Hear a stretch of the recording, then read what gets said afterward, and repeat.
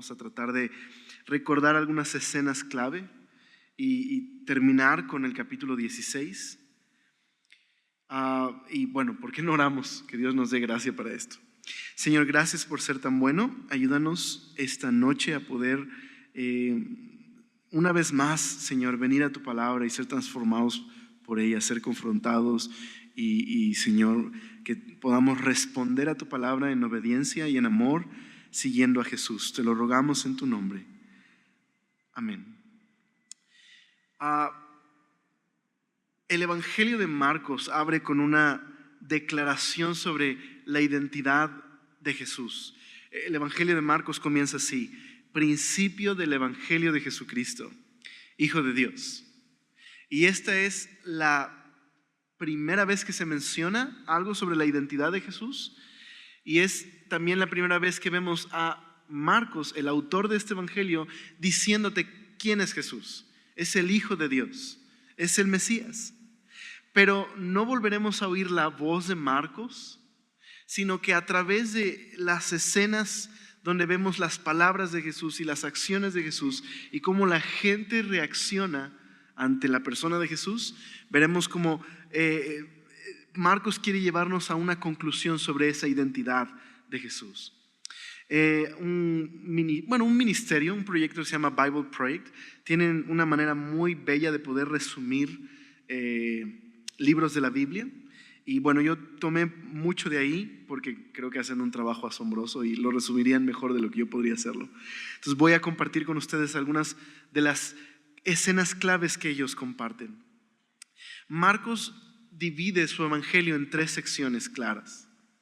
Y en cada una de ellas hay una pregunta importante que se está contestando. Así que en el capítulo 1 al 8 vemos a toda la multitud asombrada ante Jesús y lidiando con la pregunta: ¿quién es Jesús? Bueno, vimos que Marcos comienza diciéndonos que es el Hijo de Dios, pero ahora en la escena inicial de Marcos vemos 2 profecías en las que se anunciaba que Dios mismo un día vendría, anunciado por un mensajero que prepararía el camino para cuando Dios se manifestara delante del pueblo. Dios mismo llegaría y aparecería a su pueblo. Pero Marcos presenta a Juan el Bautista como ese mensajero que está anunciando la aparición de Dios, y en el momento en el que Dios debe aparecer, a quien vemos es a Jesús. Y esta escena es muy importante, es clave en el Evangelio, porque aparece Jesús y nos dice que se ven los cielos abiertos, el Espíritu de Dios descendiendo como paloma sobre Jesús, y una voz del cielo que públicamente dice: tú eres mi Hijo amado, en ti tengo complacencia. Entonces, ¿qué escena? El Hijo de Dios, y ahora públicamente el Espíritu y el Padre anunciando: este es mi Hijo amado. Y luego Marcos nos da un resumen del mensaje de Jesús, y este es su mensaje. Dice Marcos 1:15: el reino de Dios está cerca, arrepiéntanse y crean las buenas nuevas. ¿Qué es lo que Jesús está anunciando? Jesús está anunciando que la operación de Dios para rescatar al mundo está puesta en acción por medio de Jesús. ¡Qué increíble! El reinado de Dios ha llegado por medio de Jesús, y eso significa que Jesús va a confrontar el mal que está oprimiendo a las personas, y Jesús está invitando a las personas a ponerse bajo el reinado de Dios al seguirle. ¡Qué gran declaración! El reinado de Dios está aquí por medio de Jesús. Y las demás escenas de esta primera sección te demuestran cómo el reinado de Dios ha llegado por medio de Jesús. Vemos a Jesús sanando enfermos, liberando personas oprimidas por el pecado y por Satanás. Y especialmente vemos hacer Jesús cosas que solo Dios puede hacer, como diciendo a un hombre: tus pecados te son perdonados. Y eso va a causar distintas reacciones en la multitud. Unas creen en Jesús y le siguen, otros no tienen ni idea qué hacer con Jesús, y otros, especialmente los líderes, rechazan a Jesús y lo acusan de blasfemar. Ahora, lo interesante es que el capítulo 4 nos explica todas estas reacciones de las multitudes por medio de las parábolas de Jesús del reino. Jesús explica estas reacciones por medio de estas parábolas. Él dice que el mensaje del reino es parecido a un sembrador que va sembrando estas semillas en distintos terrenos. Algunos son receptivos y otros no. Pero también Jesús dice que ese mensaje del reino es similar a una semilla de mostaza que parece insignificante por su tamaño, pero cuando es sembrada y crece se convierte en la más grande de las hortalizas. ¿Cuál es el punto de Jesús? Este es el mensaje. Jesús es el Mesías prometido y Él está trayendo el reinado de Dios, pero no es lo que la gente esperaba que fuera el reinado de Dios. Está sorprendiendo a todos y hay confusión en la multitud, y especialmente Marcos quiere que sepas que no solo la gente estaba confundida, los discípulos de Jesús estaban sumamente confundidos. No entendían la identidad de Jesús. Y en uno de estos relatos de Marcos, al final del capítulo 4, vemos a Jesús calmando una tormenta que amenazaba con la vida de los discípulos.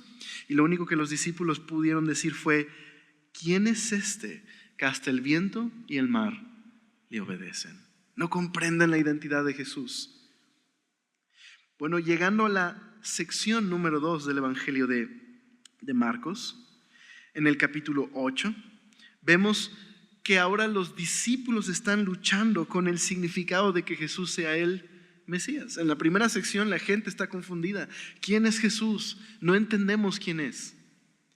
Pero en la sección número 2, ahora los discípulos van a confesar: hey, tú eres el Mesías.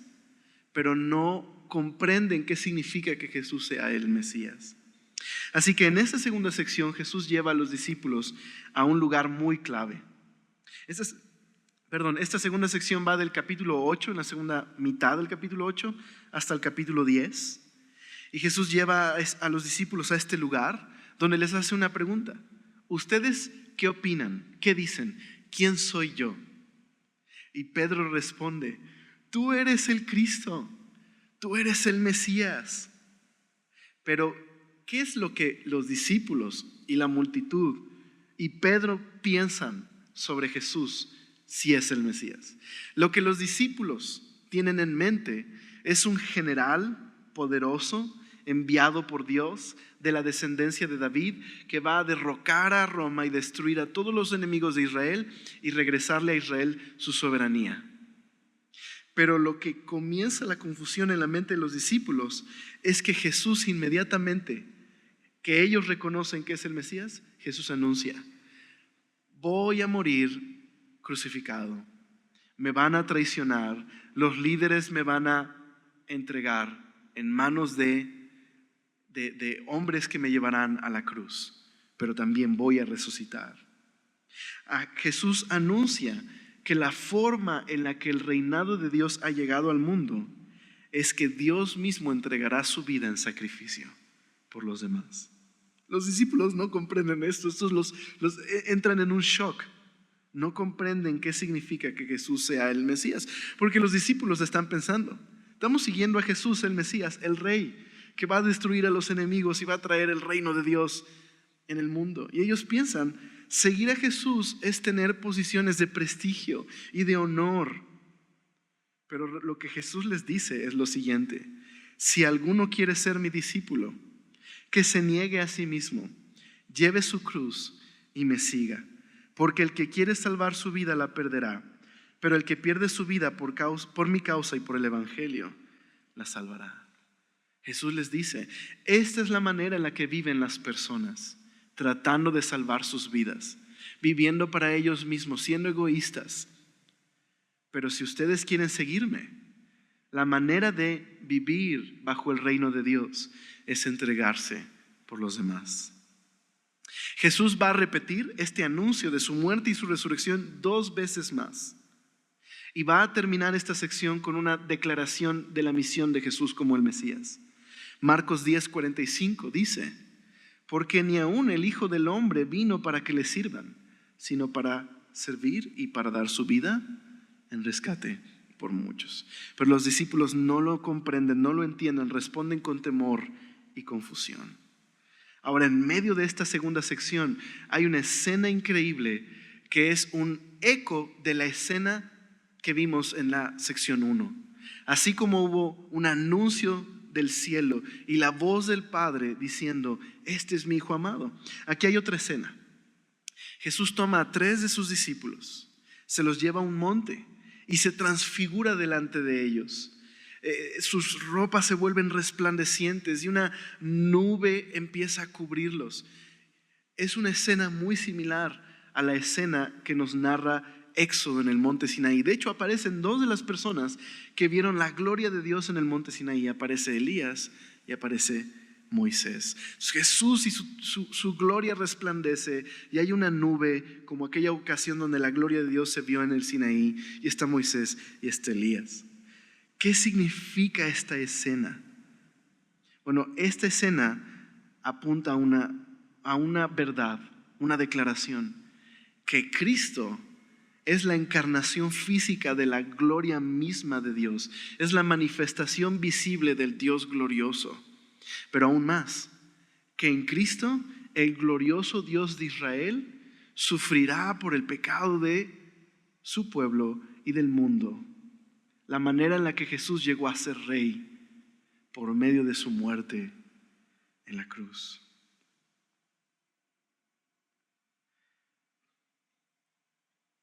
En la tercera sección, entonces, vemos a Jesús llegando a Jerusalén como rey para establecer su autoridad como rey.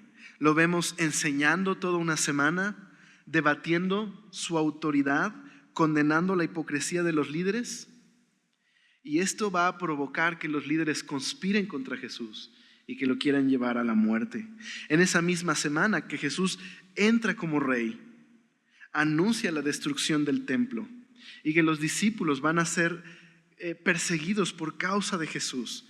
Pero Jesús les anuncia que un día Él volverá y establecerá el reino de Dios, venciendo toda injusticia y todo mal. Y entonces Jesús lleva a los discípulos a la última cena, en esa cena de la Pascua, una cena simbólica donde se recordaba la liberación de Israel de la esclavitud a través de la muerte del Cordero de la Pascua. Pero Jesús hace algo especial. Toma esos elementos de la cena, el pan y el vino, que conmemoraban esa gran liberación de la esclavitud de Egipto, y les da un nuevo significado. El significado es que ahora, por medio de la muerte de Jesús, ellos experimentarían una mayor libertad, la libertad del pecado y de la muerte. Ahora ellos celebrarían esa libertad por medio de la muerte del Mesías. Y entonces inmediatamente Marcos nos lleva por la pasión de Jesús, su traición, el juicio, la crucifixión. Este rey Jesús es rechazado por los líderes. Y entonces Jesús va a la cruz. Y hay una escena nuevamente, como en la primera sección vimos una escena, la voz de Dios del cielo anunciando: este es mi Hijo amado. Y luego una segunda escena en la transfiguración, Jesús, la manifestación visible de la gloria misma de Dios, el Dios encarnado. Y una voz que dice: este es mi Hijo amado, escúchenlo. Ahora, en esta tercera escena, Jesús está en la cruz. Hay obscuridad, no hay una voz del cielo, sino la voz del Hijo que se dirige al Padre: Dios mío, ¿por qué me has desamparado? Y es en esta escena, cuando Jesús muere, que vemos a un soldado romano decir: este verdaderamente era el Hijo de Dios. Bueno, no fue tanto tiempo, si acabamos, ¿verdad? Entonces, terminando justo esa escena, Jesús es sepultado y nos dice que las mujeres vieron dónde le sepultaron. Entonces dice el verso número 1 del capítulo 16: cuando pasó el día de reposo, María Magdalena, María la madre de Jacobo y Salomé compraron especias aromáticas para ir a ungirle. Y muy de mañana, el primer día de la semana, vinieron al sepulcro, ya salido el sol. Pero decían entre sí: ¿quién nos removerá de la entrada, la piedra de la entrada del sepulcro? Así que qué interesante, las mujeres fueron las últimas que se quedaron con Jesús. De lejos, pero estaban ahí en la crucifixión. Y son las primeras que buscan a Jesús en la tumba. Ahora, ellas no piensan que Jesús resucitó. Marcos nos dice la intención de las mujeres de ir por Jesús. Si recuerdas, Jesús muere en el momento que es la preparación para el sábado. Está a punto de entrar el sábado.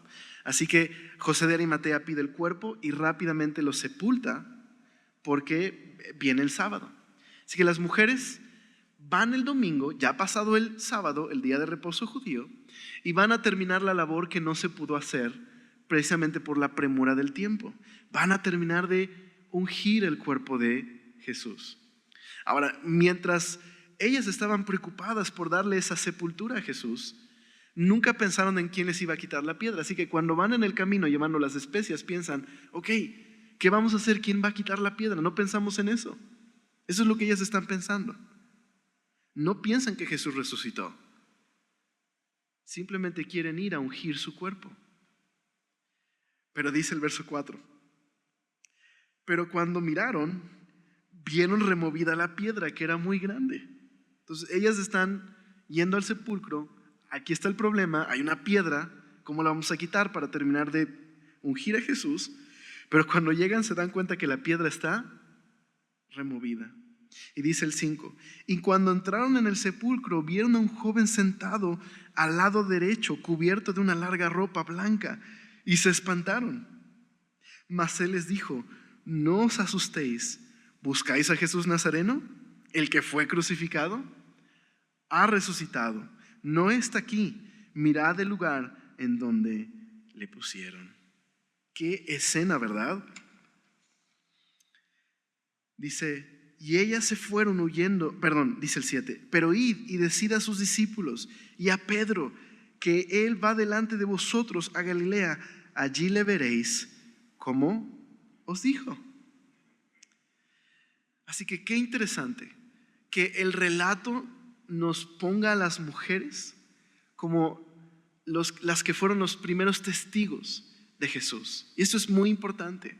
Llegan a la tumba y encuentran la piedra removida. Está vacía la tumba, pero hay un joven con una figura angélica. Es un mensajero de Dios. Y lo que les dice es: ¿a quién están buscando? ¿A Jesús, el que fue crucificado? Ha resucitado. Y Marcos nos deja ver, ha resucitado como Jesús mismo les dijo. Vayan y díganle a los discípulos, como Jesús les dijo, los va a encontrar en Galilea. Y nos da un dato interesante: y vayan y díganselo a Pedro en especial. No se asusten, buscan a Jesús el Nazareno, el que fue crucificado, ha resucitado. ¿Por qué es interesante que las mujeres sean las primeras en recibir este mensaje? Hay dos razones muy importantes. Una tiene que ver con que los discípulos no están inventándose un cuento. Y la otra tiene que ver con lo que el Evangelio ha traído como beneficio. Las mujeres en el primer siglo, el judaísmo del primer siglo, las mujeres no se les permitía ser testigos. No podían dar testimonio en un juicio. Tenían que ser hombres los que dieran testimonio. Entonces, ¿por qué esto es interesante? Porque si estos discípulos quisieran inventarse un relato sobre Jesús y la resurrección y quisieran compartirlo a sus compatriotas judíos, esta es la peor forma de hacerlo. Inmediatamente, al utilizar a mujeres como quienes dan testimonio, sería posible desechar el testimonio de Jesús porque, fueron mujeres. No están tratando de inventar nada, están relatando lo que sucedió. Pero por otro lado, hay algo increíble. El Evangelio ha reivindicado el lugar de la mujer. Estas mujeres, nos dice el capítulo 15, fueron las que siguieron a Jesús, sirvieron a Jesús, estuvieron con Jesús en la cruz y ahora van a la tumba. El Evangelio ha cambiado todo y ha dado un nuevo significado y ha reivindicado el lugar de aquellos que eran considerados débiles o incapaces. Y eso hace el Evangelio. Entonces, qué interesante es esto. Llegan a la tumba y encuentran a este ángel, un mensajero. Qué interesante, porque ¿cómo comienza el Evangelio de Marcos? Con un mensajero. ¿Y cómo termina el Evangelio de Marcos? Con un mensajero. Comienza con la descripción de un mensajero con cierta vestidura, Juan el profeta, vestido con pelo de camello. Y termina con otro mensajero con ropa resplandeciente. El primer mensajero, el profeta, anunciaba: preparen el camino. Y el segundo mensajero, el mensajero con el que concluye este evangelio, dice: el camino está listo. Anuncia, díganle a los discípulos que pueden ir y encontrarse con Jesús. La tumba está vacía. Ahora, algo también interesante que este mensajero hace es que le da una interpretación a la tumba. Es decir, no solo les dice: miren, está vacía, sino miren y entiendan qué significa que la tumba esté vacía. ¿Qué significa? ¿Recuerdan lo que él les dijo? ¿Recuerdan lo que él les anunció? Que él iba a sufrir, iba a ser traicionado, iba a ser entregado para ser crucificado, pero que no se preocuparan, que él iba a resucitar. Entonces, qué interesante que no solo Marcos quiere que veamos la tumba vacía, quiere llevarnos más allá. Quiere que profundicemos y meditemos qué significa que la tumba esté vacía. ¿Qué implica todo esto? Quiere que tomemos en cuenta lo que se nos ha narrado en el Evangelio para llegar a este punto. La tumba está vacía. Ahora, qué interesante también que el mensajero dice: hey, ¿a quién están buscando? Al que fue crucificado, ha resucitado. Eso nos enseña qué significa la resurrección.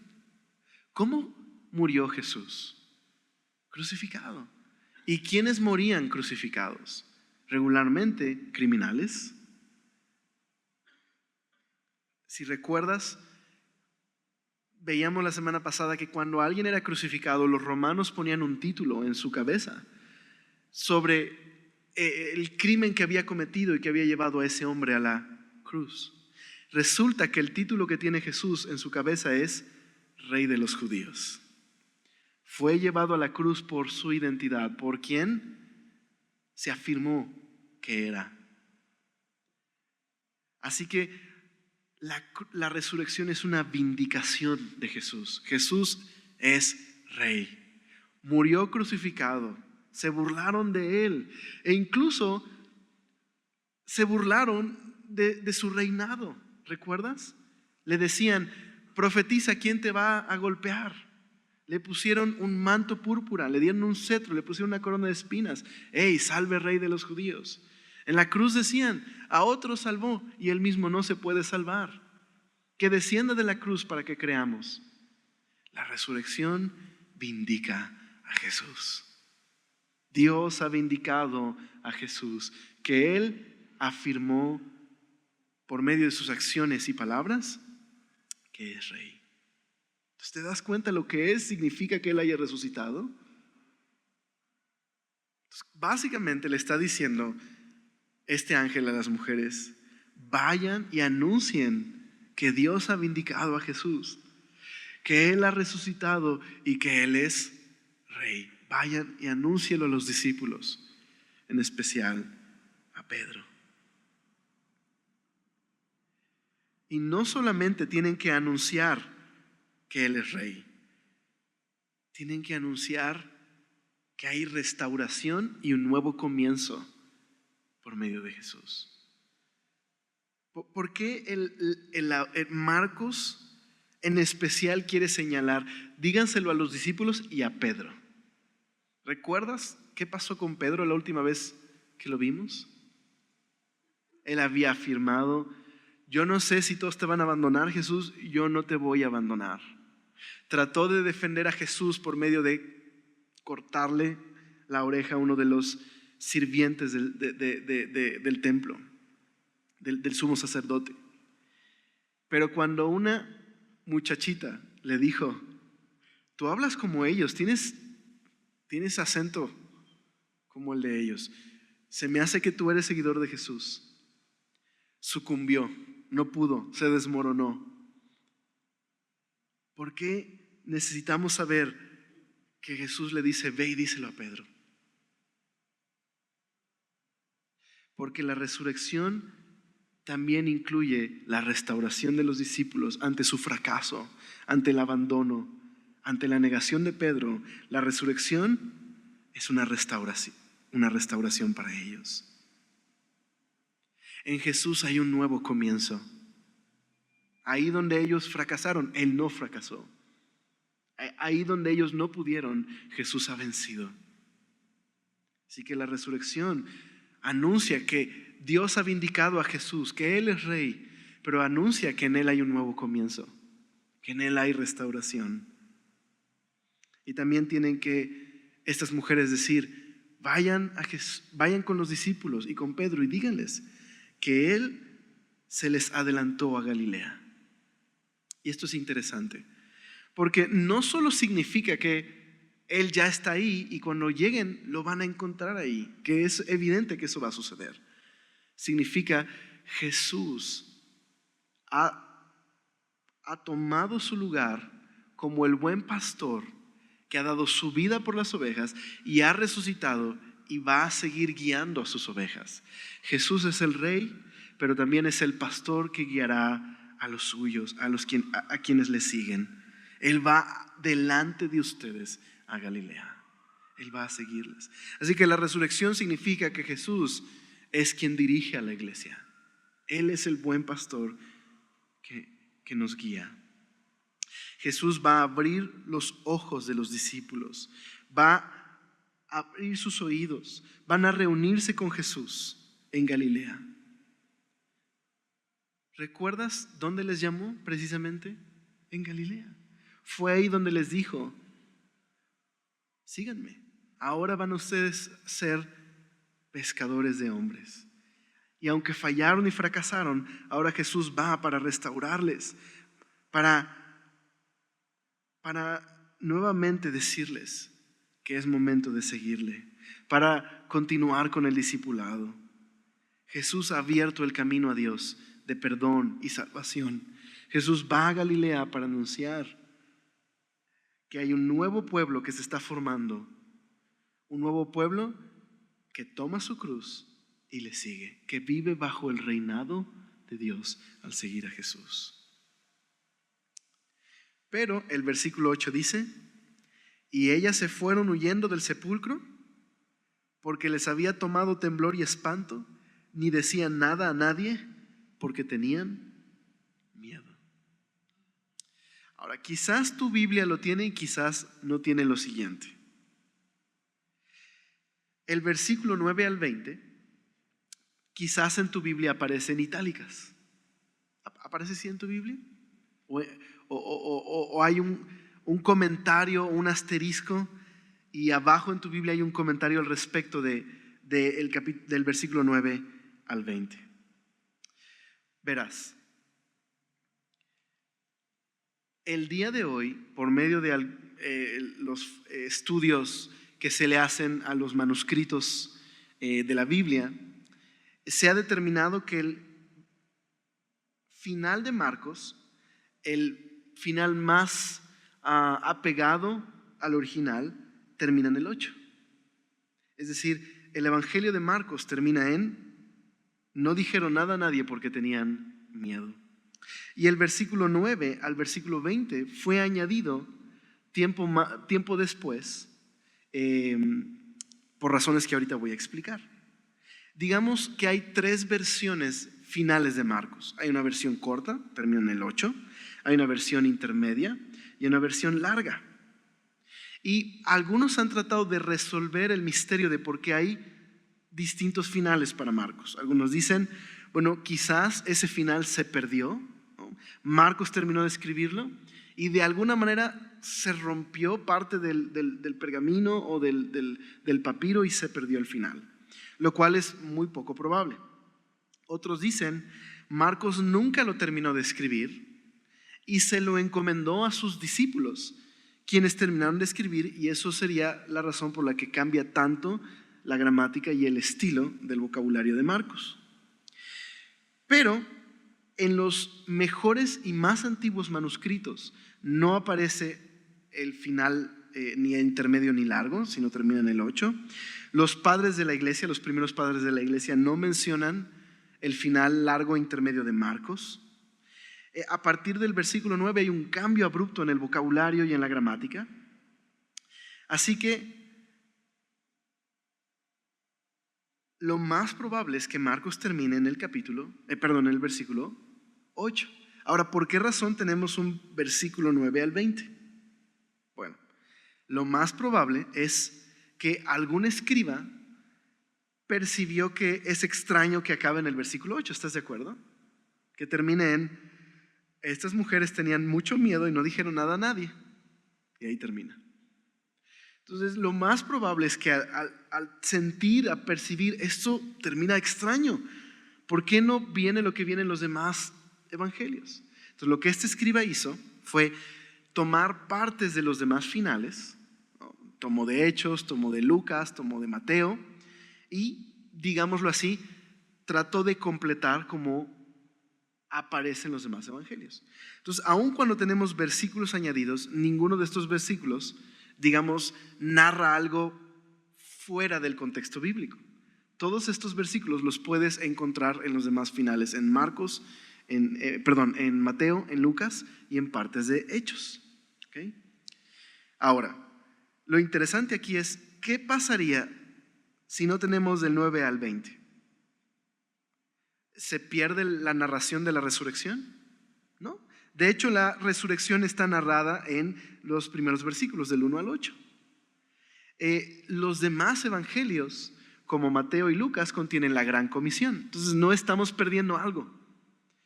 Y de hecho hay un versículo, el versículo 17, dice acerca de aquellos que toman serpientes por las manos y si beben algo mortífero no les pasará nada. ¿Conoces alguna iglesia cristiana saludable que en su declaración de fe diga: nosotros creemos que tomaremos serpientes por las manos y no nos morderán? ¿Sí me explico? No afecta de ninguna manera alguna doctrina cardinal en el texto bíblico, en la narrativa bíblica. Pero aquí va algo interesante. Independientemente de todos estos argumentos que nos presentan los comentaristas bíblicos y aquellos que practican la crítica textual, muchas veces llegamos a este final y decimos: Marcos se equivocó, aquí hay algo raro, ¿por qué terminó así? No puede terminar así. Pero lo que muchos nuevos comentaristas bíblicos han comenzado a sugerir, y me parece muy interesante, es: ¿y si el final corto de Marcos es deliberado? ¿Y si es un recurso literario para llevarnos a nosotros a una conclusión? Recuerda que Marcos está escribiendo tomando en cuenta al lector. Marcos nos ha estado llevando a través de esta historia a un punto. De hecho, ¿sabías que es muy común en la escritura que los autores bíblicos dejaran fuera ciertos detalles con un propósito literario? Un ejemplo muy claro de esto es el libro de Jonás. Al final del libro de Jonás, se nos narra: Jonás es un antiprofeta. Jonás está enojado porque Dios quiere que vaya a predicar a los enemigos de Israel, a los de Nínive, y ha hecho lo posible por no llegar, pero Dios, por algunas circunstancias en sus promesas y soberanía y amor, etcétera, lo lleva a Nínive, predica y resulta que todo el mundo se arrepiente. Sale de la ciudad de Nínive y se queda en un montecito afuera esperando a ver si se arrepienten de haberse arrepentido, pero no se arrepienten. Así que se enoja porque Dios ama a sus enemigos. Pero Dios hace algo, le envía una planta que crece y lo tapa del sol y se pone bien contento. Y luego Dios permite que un gusano vaya y se coma esa planta y que un viento y el calor le peguen en la pelona de Jonás, ¿no? Y entonces se enoja tanto que dice: Dios, mátame. Y Dios le contesta: ¿tanto te enojas, Jonás? Sí, me quiero morir, que me mates, ¿no? Y entonces Dios hace algo. A ver, Jonás, ¿tú tuviste mucha compasión de una planta que ni siquiera tú sembraste? ¿Y te molestas porque yo tenga compasión de esta multitud que no puede distinguir entre derecha e izquierda? Y ya no nos dice qué contesta Jonás. ¿Por qué razón? Porque el libro te lleva a preguntarte, a ti y a mí: ¿y tú te sientes cómodo con que Dios ame a tus enemigos? ¿Te das cuenta? Hay una razón para ese final. Hay una estructura literaria. Lo que trato de decirte es que el estilo en el que escribieron los autores bíblicos, que es común en la Biblia, hace que el lector participe de la narrativa. Hace que tú y yo nos pongamos dentro de la narrativa. Aparte, si solo termina en el 8 y decimos: ¿qué pasó? Entonces sí anunciaron que resucitó. Claro, no tendríamos Evangelio de Marcos. ¿Quién le contó a Marcos acerca de la transfiguración? ¿Verdad? Por supuesto. Ahora, el Evangelio de Marcos se escribió 30 años después de los hechos de Jesús. Ya están las cartas de Pablo. No debemos pensar que esta es la primera vez que alguien anunció de Jesús después de 30 años. O sea, estos hechos ya son conocidos. Simplemente Marcos está utilizando un final abrupto para llevarnos a un punto. Y esto es, creo, muy interesante. Mira esto. En la primera sección, los discípulos, ¿cómo terminan? Asustados, muertos de miedo, diciendo: ¿quién es este? Que no... perdón, una escena de la primera sección, no es el final, pero una escena de la primera sección termina con un: ¿quién es este que aún el mar y el viento le obedecen? Están muertos de miedo. En la segunda sección, en la transfiguración, los discípulos no entienden, están confundidos, responden con miedo y temor de que Jesús va a morir. ¿Y cómo termina el Evangelio de Marcos en la tercera sección? Con las mujeres llenas de miedo. ¿Te suena? En todo este evangelio hemos visto gente responder a Jesús confundida, atemorizada, sorprendida, rechazándole. El punto más importante en el evangelio es cuando un soldado romano de todos dice en la cruz: verdaderamente este era el Hijo de Dios. Así que este es el punto de Marcos. La tumba está vacía.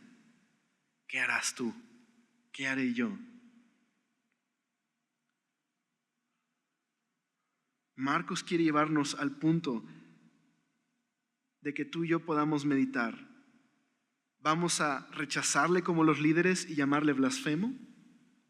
¿Vamos a pedirle que se vaya como los hombres de Gadara? ¿Vamos a huir con temor y abandonarlo como los discípulos? ¿Nos quedaremos en silencio como las mujeres? ¿O tú y yo reconoceremos: Él es el Hijo de Dios, Él es Rey, y anunciaremos a otros: el Rey vive, ha resucitado y te llama a seguirle? ¿Qué haremos nosotros? Ese es el punto de este final. ¿Cómo responderás a la tumba vacía? No podemos quedarnos neutrales. Todos responderemos de alguna manera. ¿De qué manera estás respondiendo? Así que déjame terminar esta noche solo puntualizando 4 cosas que creo que son importantes. Número 1, la tumba está vacía. Y eso significa, no hay una tumba donde llorar a Jesús. ¿Sí me explico? No hay un lugar donde llorar su pérdida y su ausencia. ¿Por qué? Porque el ángel dijo: no está aquí, ha resucitado. Jesús ha vencido a la muerte no le pudo retener. La tumba está vacía. Número 2, la piedra está removida. Jesús ha quitado por medio de su muerte aquello que nos tenía esclavos, el pecado y el temor a la muerte. Jesús ha removido la piedra. El camino al perdón y a la salvación está abierto. La tumba está vacía y la piedra está removida. Número 3, Jesús venció a pesar del fracaso de los discípulos. ¿Y sabes qué es bueno? Jesús ha vencido a pesar de nuestro fracaso. Él ha resucitado y Dios obra en medio de nuestra debilidad. Dios nos da esperanza a pesar de nuestro fracaso. Como discípulos de Jesús no es sencillo. A veces el miedo se apodera de nosotros. A veces fallamos en confesarle. A veces le negamos. Pero a pesar de nosotros, Él ha resucitado y podemos venir a Jesús y experimentar su poder. Él puede con nuestra debilidad. Pero lo que Jesús nos dice, como vimos aquí al ángel decir, díganle a los discípulos que Él los busca en Galilea, que Él ya se adelantó, vayan a Galilea. Y el mandamiento sigue siendo vigente para nosotros el día de hoy. Jesús no quiere que te quedes con la tumba está vacía, sino que vayas a Galilea. ¿Me explico? Quiere que le sigas. No quiere que nos quedemos ahí pasmados. Quiere que le sigamos. Él ha resucitado, Él nos está guiando. Él vive y Él es Rey. Así que, ¿qué harás? ¿Qué haré yo? Al final, los discípulos tienen un lugar donde poner sus ojos. Solo terminemos leyendo esto.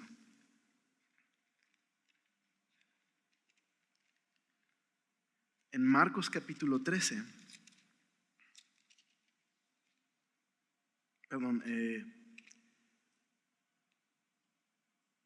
Marcos 14, verso 62.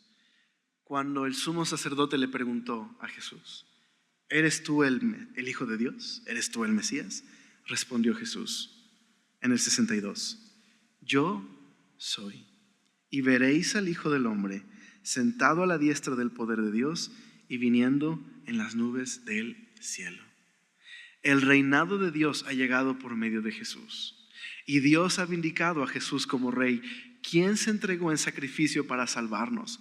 Él ha resucitado, el Rey vive y nos llama a seguirle y experimentar el poder de su reinado.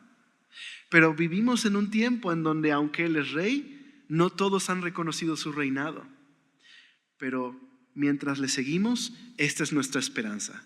El Rey volverá. Y un día le veremos en las nubes venir con poder, con gloria, y establecer su reino de justicia, acabar con todo mal. Y esa es nuestra esperanza. Así que la tumba está vacía. ¿Qué haremos? Oramos. Señor, gracias por ser tan bueno. Y gracias porque nos has rescatado por medio de Jesús. Señor, que esta noticia que has vindicado a Jesús y es Rey, Señor, nos cause algo en nuestro corazón y en nuestra mente, que nos impulse, Señor, a seguirte, a anunciar a otros que eres Rey, que reinas, que vives y que el camino al perdón y la salvación está abierto por medio de Jesús. Señor, perdónanos cuando vivimos como nuestros propios reyes. Señor, queremos rendirnos delante de ti hoy y seguir a Jesús. Gracias, Señor, por esta promesa de resurrección. Gracias porque has hecho nuevas todas las cosas, Señor. Y gracias porque tenemos nuestra mirada puesta en que un día volverás. Un día Jesús volverá. Gracias, Señor. Transfórmanos. Amén.